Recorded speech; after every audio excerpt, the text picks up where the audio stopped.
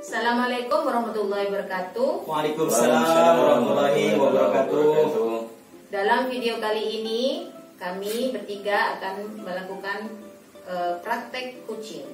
Perkenalkan, saya adalah Siti Romlah. Saya Hairul Rizki. Dan saya Ahmad Suwaidi.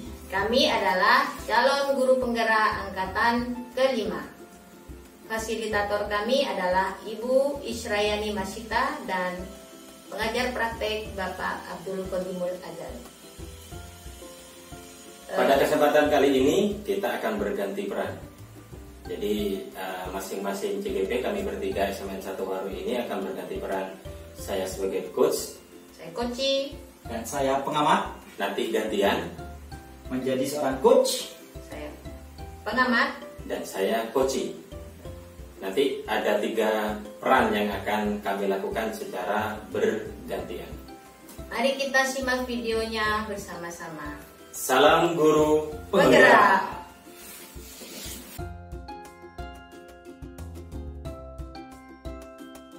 Assalamualaikum. Waalaikumsalam Waalaikumsalam warahmatullahi wabarakatuh. Silakan masuk warahmatullahi. Baik, Assalamualaikum warahmatullahi wabarakatuh. Waalaikumsalam warahmatullahi wabarakatuh. Bu Romlah dan Pak Subet. Coachnya Bu Romlah apa Pak Subet? Saya yang coach. Pak Saya Subet coach. ya. Sebelum kita praktek coaching ya, jadi Pak Subet sebagai coach nanti yang akan banyak berperan, walaupun yang akan banyak berbicara adalah coachnya Bu Romlah. Ada beberapa hal yang perlu diperhatikan terlebih dahulu. Pertama, praktek coaching ini adalah kompetensi yang harus dimiliki oleh coach. Pertama, kehadiran penuh dalam proses ini. Yang kedua, mendengarkan dengan rasa. Sedangkan yang ketiga adalah pertanyaan-pertanyaan yang disampaikan harus berbobot. Itu yang perlu diperhatikan oleh seorang coach. Praktek coaching ini kita harus sesuai dengan alur tirta. Pertama, tujuan harus jelas. Sesudah itu kita identifikasi. Yang ketiga, rencana aksi. Dan yang keempat adalah tanggung jawab. Nah, sepenuhnya kesempatan ini saya pasrahkan ke Pak Subet dan Bu Romlah untuk praktek coaching. Pak Subet sebagai coach dan Bu Romlah sebagai coaching. Monggo, silakan. Terima kasih Pak Rizky. Assalamualaikum Bu Romlah. Salam Pak. Bagaimana kabarnya? Alhamdulillah. Baik. Alhamdulillah luar biasa. Masih semangat Bu ya? Masih semangat. Oke. Kira-kira ini apa yang Ibu harapkan dari pembicaraan kita kali ini? Ini Pak Subet, saya itu merasa bingung karena ketika saya masuk kelas untuk bimbingan klasikal itu saya kan dikasih waktu 3 jam oleh kurikulum untuk mengisi satu kelas dengan 3 jam. Jadi ketika menyampaikan materi itu anak-anak ngantuk, bosan. Itu cara mengatasinya bagaimana dengan waktu yang 3 jam itu. Oh seperti itu. Jadi intinya Bu Romlah ini apa? Ingin sharing bagaimana sih cara mengatasi dengan jumlah jam ngajar yang 3 jam itu agar siswa tidak bosan. Seperti itu Bu ya? Iya. Oke. Terus gini Bu Romlah, kira-kira ini pembelajaran yang sudah Ibu lakukan seperti apa sudah? Yang sudah Ibu lakukan? Saya itu ini pakai speaking, cuma anak-anak itu kadang kurang menanggapi Pak.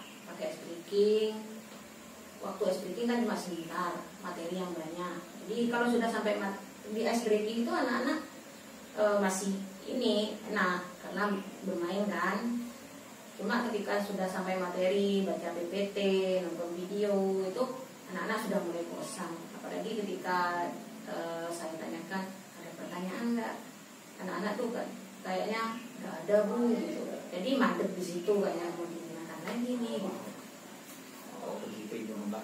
Kemudian ini juga Ibu, kira-kira kelas ideal menurut Ibu itu seperti apa pada saat bimbingan itu? Kelas ideal itu anak-anak banyak bertanya. Oh ya. ketika saya menyampaikan materi, anak-anak bertanya entah itu tentang materinya, entah contoh-contoh pengalaman-pengalaman yang harus saya sampaikan. Beginilah anak-anak ya kan. Anak-anak tuh nggak ada, ketika ditanya ada yang bertanya, anak-anak nggak ada Bu, seolah-olah mereka itu sudah bosan, ngantuk gitu. Oh, seperti itu ya, ya. Kemudian ini juga mungkin Bu Romlah ini apa pernah mencoba metode yang lain seperti itu, mungkin bisa dapat menceritakan Ibu kira-kira metode apa yang sudah pernah Ibu lakukan untuk mengatasi kebosanan siswa Ibu. Anak-anak kan sukanya bermain Ya. Mungkin nanti untuk tagihan tugasnya, mungkin kan kalau BK ada semacam refleksi di akhir. Ya. Nah, mungkin di situ saya bentuk dari tagihan kepada siswa itu yang lebih menarik, misalkan mengharuskan mereka bergerak, bermain, kayak gitu. Misalkan menggambar, membuat karikatur atau apa kan, tentang kepribadian, tentang motivasi, pohon karir, kayak gitu. Jadi mungkin suruh gambar saja, atau kayak anak TK tuh Pak, dikasih gambar terus ditempel pakai sticky note, misalkan kayak gitu. Oke. Seandainya misalkan Ibu Romlah diskalakan antara skala 1 sampai 10 seperti itu, kira-kira menurut Bu Romlah respon siswa dalam kegiatan pembelajaran Ibu Romlah lakukan itu pada skala berapa Ibu? Kalau saat ini saya merasa masih skala 5-6 ya Pak. Oh gitu. Jadi sudah kategori sedang atau sudah gawat menurut Ibu ini? Sedang lah. Oh sedang. Oke. Nah, terus begini, kira-kira rencana Bu Romlah selanjutnya Pak? Ya, saya harus banyak mempersiapkan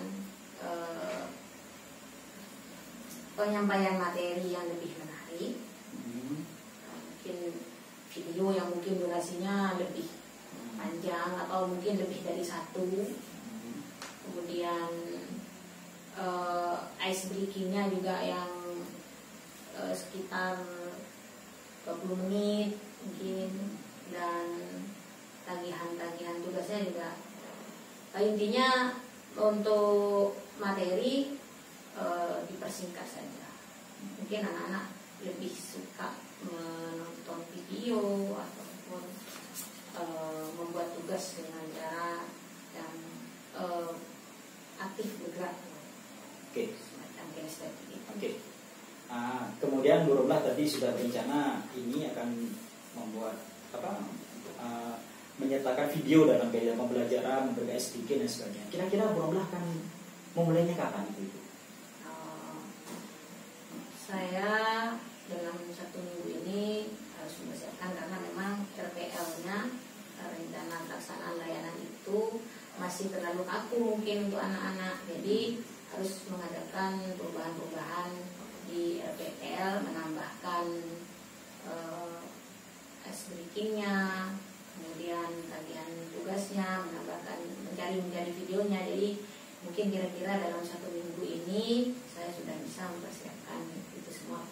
Oke. Mungkin ada rekan guru yang bisa membantu Bu Romlah untuk ini, untuk melaksanakan rencana Ibu Romlah itu? Ya, saya tentunya butuh teman selain teman guru BK juga, karena saya kan koordinatornya. Jadi dalam membuat RPL itu kan harus sama. Selain guru BK juga mungkin nanti ada teman yang bisa membantu saya di bidang IT. Oke. Kemudian juga kira-kira tolak ukur menurut Bu Romlah bahwa kegiatan rencana Bu Romlah ini berhasil itu kira-kira bagaimana cara melihatnya Bu Romlah ini? Keaktifan siswa, kemudian kelas itu tidak ramai, kemudian anak banyak bertanya, itu menurut saya. Dan dalam waktu 3 jam itu tidak terasa di kegiatan jam pelajaran terdekat yang mungkin ini waktu yang tepat buat Ibu Romlah melaksanakan rencana Bu Romlah itu kapan kira-kira? Kebetulan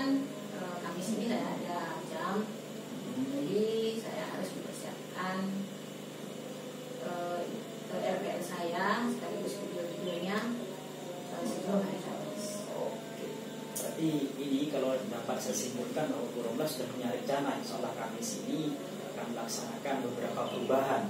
Salah satunya mengurangi materi, kemudian memperbanyak video dan speaking. Seperti itu Bu Romlah ya? Iya. Oke. Mungkin ada lagi yang ingin Ibu sampaikan? Saya kira sudah cukup Ibu ya, Ya, untuk coach kita. saya dapat melaksanakan pembelajaran dan anak-anak tidak merasa bosan mengikuti bimbingan. Oke, tetap semangat Ibu Romlah. Semangat. Semangat. Sudah berarti ya. Sudah. Ya. Ada beberapa hal yang perlu saya sampaikan terkait pelaksanaan coaching barusan. Pertama, secara keseluruhan sudah oke, ini sudah betul, artinya alur ceritanya sudah terlihat, tujuannya ada, identifikasi masalahnya ada, rencana aksinya ada, dan tanggung jawabnya ada. Dan juga sebagai coach, Pak Subed juga sudah hadir secara penuh di dalam proses coaching ini, mendengarkan dengan nyaman apa yang disampaikan oleh coachingnya. Dan pertanyaan-pertanyaannya insya Allah saya pikir menurut saya sudah berbobot, sudah terarah. Jadi pelaksanaan coaching hari ini bagi saya luar biasa. Oke, terima kasih. Demikian sesi pertama coaching kali ini. Assalamualaikum warahmatullahi wabarakatuh. Waalaikumsalam warahmatullahi wabarakatuh.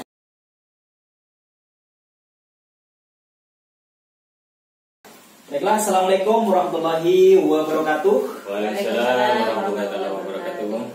Pada kesempatan kali ini saya menjadi pengamat untuk mengamati proses coaching yang akan dilakukan oleh Ibu Romlah dan Pak Rizky. Di sini yang nanti jadi coach adalah Saya. Bu Romlah, dan yang jadi coachnya adalah Saya Rizky. Oke.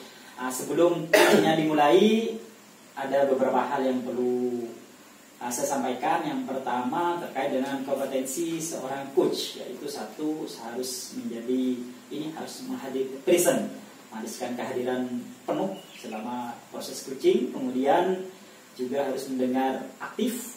Yang terakhir juga harus dapat memberikan pertanyaan-pertanyaan berbobot seperti itu.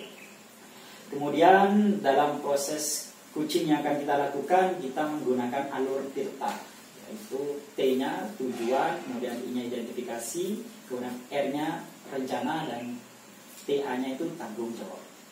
Bagaimana? Sudah siap? Siap. Oke, kalau sudah siap, monggo, silakan dimulai. Assalamualaikum Mbak Rizky. Waalaikumsalam warahmatullahi wabarakatuh. Apa kabar nih? Alhamdulillah baik, sehat, dan agak galau ini. Agak galau ini ceritanya. Semangat Pak Rizky. Harus semangat. Ya. Dari pertemuan kita kali ini, apa sih yang ingin Pak Rizky sampaikan atau harapan Pak Rizky dari pertemuan kita kali ini? Sebelumnya terima kasih Bu ya, Bu Romlah telah meluangkan waktu untuk berbagi dengan saya. Karena kebetulan saya lagi galau-galaunya ini begini. Akhir-akhir ini saya agak sibuk, agak ruwet dalam membagi waktu. Satu sisi saya sebagai seorang kepala keluarga harus mengurusi di rumah. Satu sisi saya harus ngajar. Satu sisi saya harus ikut CGP ini. Satu sisi saya harus ikut kegiatan diklat di lain tempat dengan hal yang sama. Kebetulan saya ikut di luar. Dua kegiatan JGP dan diklat yang di luar ini sama dengan menggunakan MS dan membutuhkan menyita waktu yang sangat banyak. Sehingga dari hal ini saya kadang keteteran. Artinya keteteran itu terkadang tugas JGP yang seharusnya sekarang selesai menjadi selesai besok. Sehingga saya menjadi khawatir gimana ya, saya lanjut atau tidak gitu loh akhirnya. Saya lanjut atau tidak JGP ini, atau saya harus menghentikan program FPMB yang saya ikuti di luar. Jadi saya bingung. Tadi malam saja entah faktor apa ya, saya mengumpulkan tugas itu menjadi terlambat. Walaupun padahal ketika diupload ke LS itu hampir 3 jam baru masuk. Sehingga saya berpikir ulang, ini gimana ya? Saya harus bagaimana dengan keribetan saya untuk mengatur waktu, kok sepertinya saya kewalahan dengan banyaknya kegiatan ini gitu. Wah, banyak juga ya kegiatannya Pak Rizky ini. Lumayan. Apa saja Pak Rizky yang mempengaruhi Pak Rizky ini sehingga merasa tidak bisa membagi waktu? Ya. Pertama karena padanya kegiatan itu. Yang kedua mungkin karena saya tidak mampu mengambil skala prioritas, mungkin begitu. Sehingga dan yang ketiga ini yang sebenarnya yang paling berpengaruh sepertinya dalam diri saya. Kayaknya kok ketika saya capek sedikit rasa malas itu muncul. Sehingga saya yang harusnya saya kerjakan, saya ngetik habis paling berapa baris, rasa jenuh itu muncul, malas itu muncul. Akhirnya saya biarkan, saya ke pekerjaan yang lain. Ini ditinggal ke pekerjaan yang lain. Saya pikir itu kayaknya masalahnya saya, kayaknya ini. Ketika rasa malas itu muncul, adakah motivasi Pak Rizky mengingat awal mengikuti semua kegiatan itu? Motivasi apa yang mendasarinya? Kalau saya ketika malas itu muncul, malasnya itu akhirnya dialihkan. Yang awalnya saya kerja CGP, saya baru 2 baris mengerjakan. Ketika rasa malas itu muncul, saya alihkan mengerjakan yang lain, tugas dari FPMB yang program satunya. Tidak tahu apa karena ini saya jenuh atau apa, jadi saya alihkan. Terus yang terkadang saya lakukan juga, lihat film Bu, mendengarkan musik gitu loh. Saya akhirnya saya alihkan ke sana untuk menghindari rasa malas itu. Tapi kekurangan saya, terkadang saya malah apa ya istilahnya, malah terlarut. Yang seharusnya mendengarkan musik 5 menit selesai, akhirnya kadang malah menjadi setengah jam. Kan akhirnya menjadi waktu terbuang menurut saya gitu.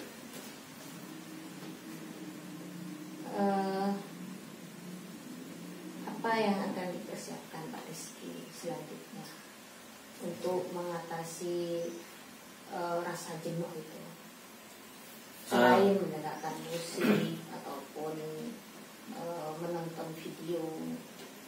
Kalau saya, makanya saya minta waktu Bu Romlah menjadi ikut saya itu, pertama biar beban saya terkurangi, sehingga mungkin dengan bercerita beban saya akan terkurangi.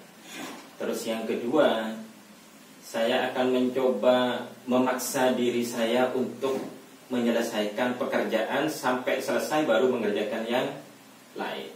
Karena ya pengalaman kemarin sudah dikerjakan ternyata lupa, tidak diupload, akhirnya lupa terus sampai terlambat ngupload akhirnya. Itu yang kedua. Terus yang ketiga, untuk mengurangi rasa malas itu saya minta tolong Nyonya untuk mengikat saya. Jadi saya kontak dengan Nyonya, tolong ingat saya tugas ini nanti malam jam 12 terakhir, tolong maghrib diingatkan. Itu saya sudah ke Nyonya begitu. Itu yang rencana saya lakukan. Tapi semua tugas itu tidak ada yang sampai tidak dikerjakan.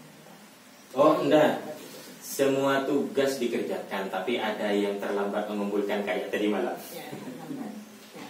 Jadi apa yang akan Bapak lakukan agar semua tugas itu bisa diselesaikan tepat waktu, tapi tidak membuat Pak Rizky merasa galau, jenuh, dan mungkin stres, mungkin hampir stres? Enggak, insya Allah kalau sampai stres enggak. Enggak, kalau sampai stres enggak. Jadi memang makanya yang ingin saya lakukan adalah dengan alarm waktu itu. Alarm waktu itu ada 2 bagi saya.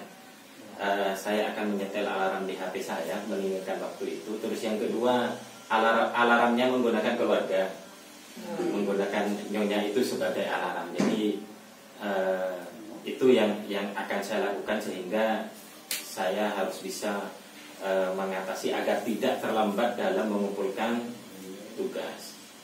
Dukungan dan motivasi dari siapa saja Pak yang membuat Pak Rizky dapat semangat kembali untuk menjalankan semua tugas yang banyak itu. Yang pertama, keluarga Nyonya. Nyonya itu selalu hadir ketika saya jenuh. Nyonya pasti tahu ketika saya jenuh, sudah posisi tidak enak, itu biasanya Nyonya akan hadir untuk memberi semangat. Ingat, ini perjalanan sudah separuh jalan, jadi tetap harus dilanjutkan. Apalagi ditambah dengan biasanya dibikinin teh biasanya. Jadi itu orang yang pertama yang hadir. Yang kedua, teman CGP di sekolah. Karena ketika sudah nyampe sekolah, terkadang teman-teman itu tanya, Pak, tugasnya sudah selesai. Itu menjadi motivasi ke saya. Kenapa? Karena ketika teman selesai, ada semangat baru yang muncul sehingga saya harus menyelesaikan. Jadi dua orang ini yang membuat semangat saya tetap jalan untuk melanjutkan program ini. Baiklah Pak Rizky, dari bincang-bincang kita kali ini, bagaimana Bapak dapat memastikan bahwa Bapak dapat membagi waktu dengan baik ke depannya sehingga semua tugas dapat terselesaikan? Pertama yang akan saya lakukan adalah, ini belum pernah saya lakukan, tapi saya baru terpikir kalau saya tidak terkontrol, maka saya pasti akan terlambat. Jadi saya berencana akan menempel jadwal di kamar. Jadi jadwalnya tanggal sekian, jam sekian, itu yang pertama, sehingga ketika saya masuk kamar kerja, saya melihat jadwal itu, maka mau tidak mau saya harus mengerjakan. Itu yang pertama. Jadi itu yang akan saya lakukan. Yang kedua, ya dengan alarm itu tadi, dengan alarm di HP, dan alarm keluarga. Itu yang akan saya lakukan sehingga saya tetap terkontrol untuk ikut ini terus ke belakang. Pak Rizky, kira-kira berapa lama waktu untuk dapat melakukan pembagian waktu dengan baik, misalkan dengan alarm tadi atau membuat jadwal itu, kira-kira membutuhkan berapa lama waktu kira-kira? Insya Allah besok bisa Bu, karena jadwal itu kan sebenarnya fasilitator kita kan sudah memfasilitasi. Hanya saya saja kemarin yang tidak terkontrol, jadi tinggal ngeprint saja, saya tempel, jadi besok insya Allah bisa selesai.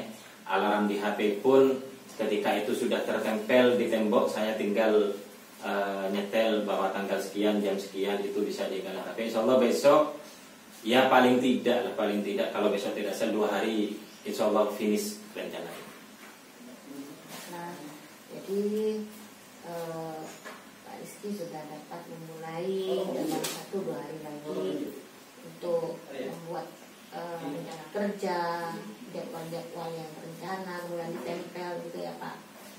Mudah-mudahan Pak Rizky dapat mengatur jadwal dengan baik, kemudian mengerjakan tugas-tugasnya dengan baik juga. Amin. Insya Allah siap besok dilaksanakan 1 atau 2 hari. Ya. Baiklah, mungkin demikian sudah Pak Rizky. Iya, ini terima kasih Bu, ini perasaannya menjadi plong ini perasaannya, sehingga semangat ini insya Allah akan terjaga terus ini. Amin. Mudah-mudahan sehat terus Pak Rizky dan tetap semangat. Siap, semangat.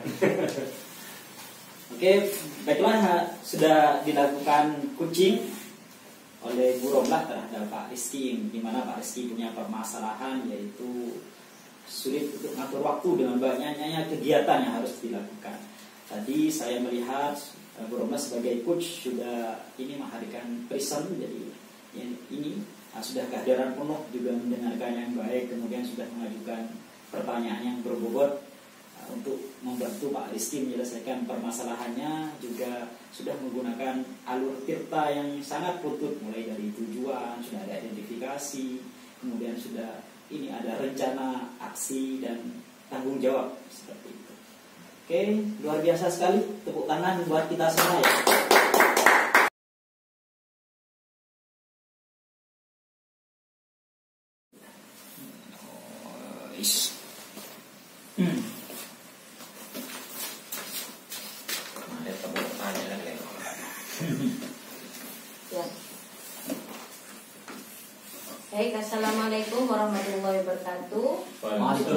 warahmatullahi wabarakatuh. Pada pertemuan kali ini, pada proses coaching kali ini ada 2 orang sebagai coach dan juga sebagai coachee. Coachnya Bapak Hairul Rizki dan coachee Bapak Ahmad Subaidi. Dalam menjalani proses coaching ini ada 3 kompetensi yang harus dikuasai oleh seorang coach. Yang pertama adalah kehadiran penuh atau presence. Kemudian yang kedua, mendengarkan dengan rasa, mendengarkan dengan baik apa yang dirasakan oleh coachee.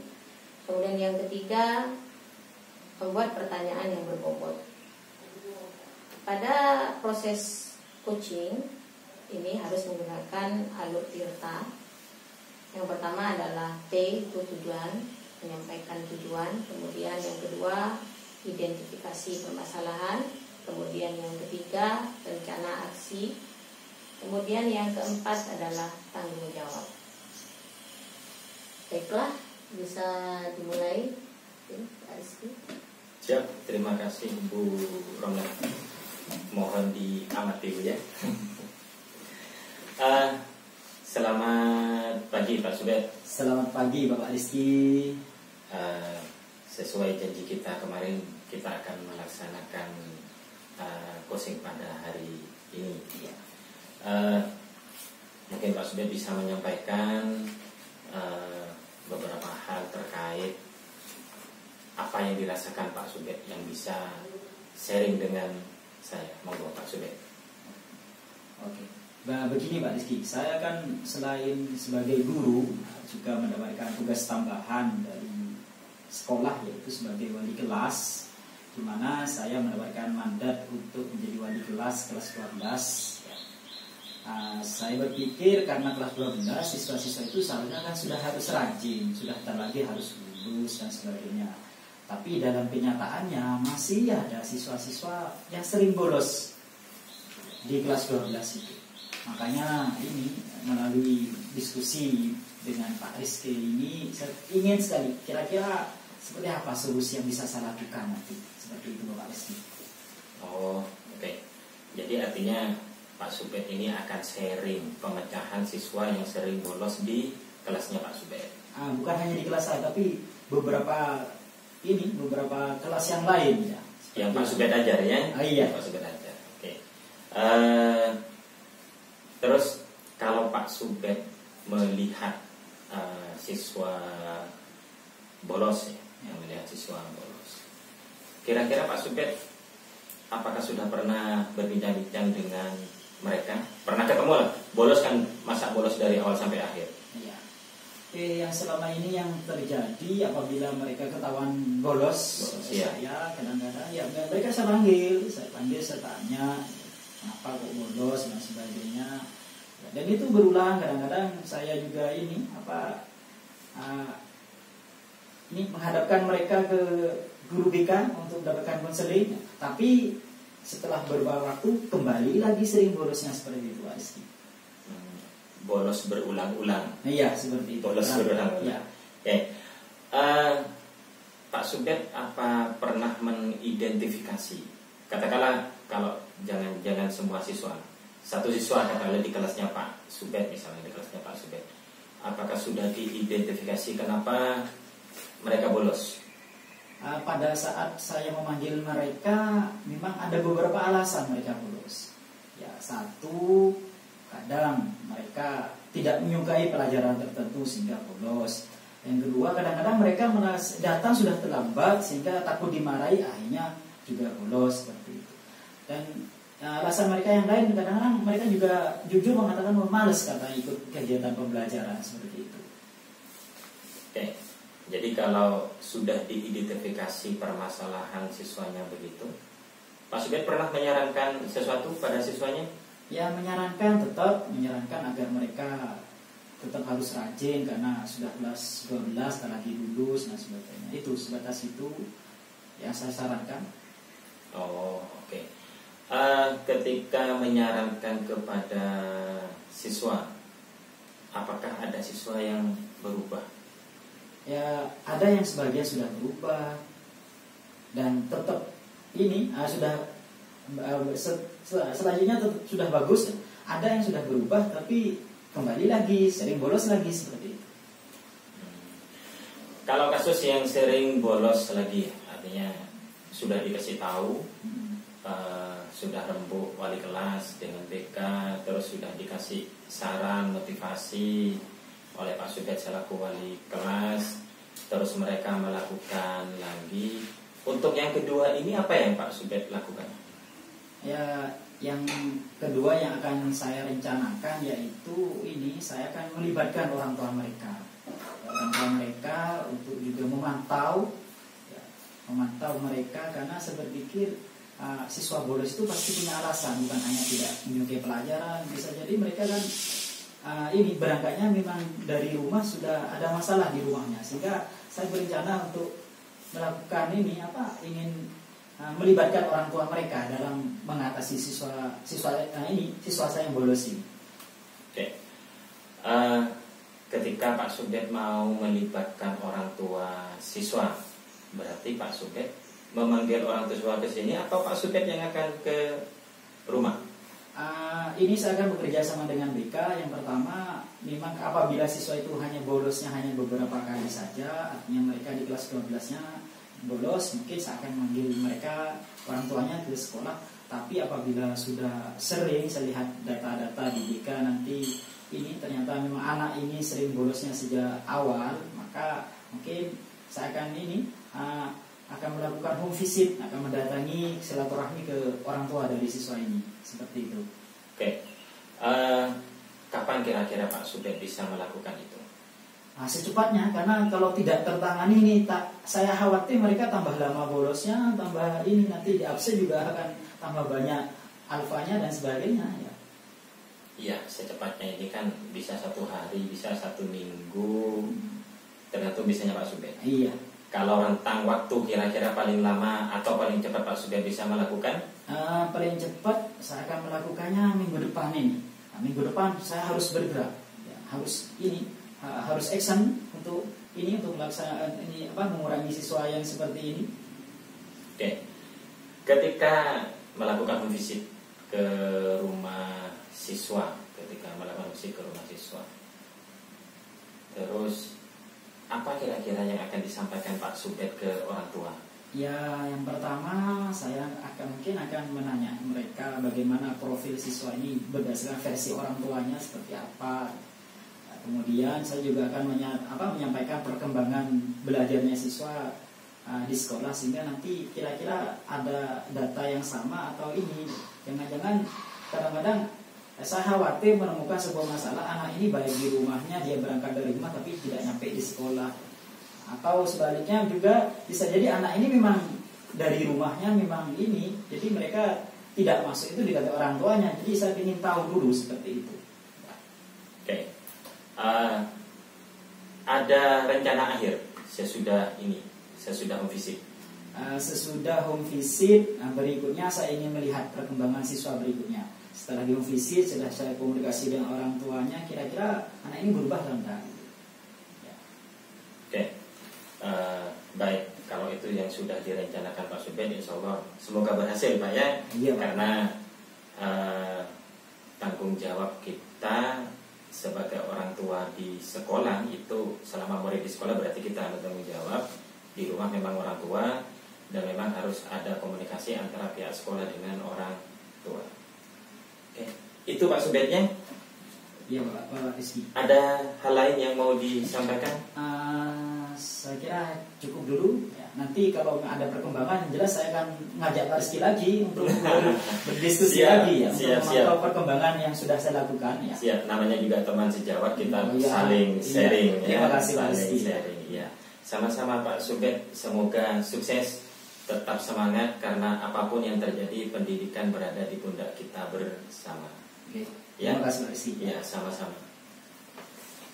Baiklah, demikian tadi proses coaching yang dilakukan oleh Bapak Rizky dan Bapak Subaidi.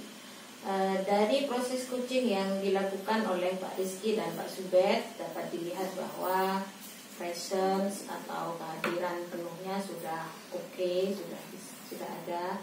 Kemudian mendengarkan dengan baik juga sudah baik, sudah oke ya.